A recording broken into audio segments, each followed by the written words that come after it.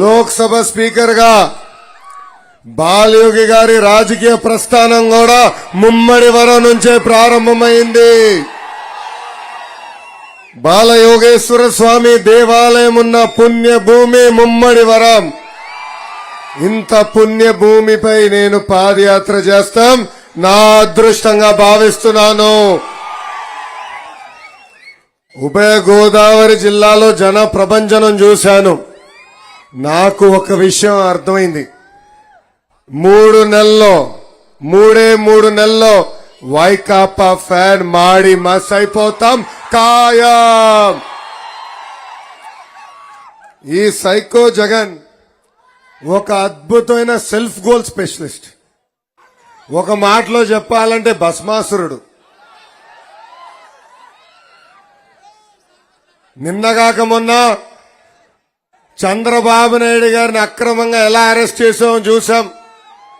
ఏకంగా చంద్రబాబు నాయుడు గారి పైన అవినీతి మరక రాసేదానికి ప్రయత్నించి అక్రమంగా 53 రోజులు రాజమండ్రి జైల్లో పెట్టాడు ఈ సైకో జగన్.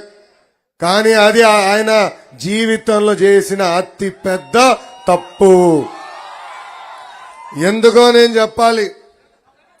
అరెస్ట్ చేసిన తర్వాత ప్రజలందరికీ చంద్రబాబు నాయుడు గారి విలువేంటో అర్థమైంది. అంతేకాదు ఈ తరం యువతకి చంద్రబాబు నాయుడు గారి విజన్ ఏంటో అర్థమైంది.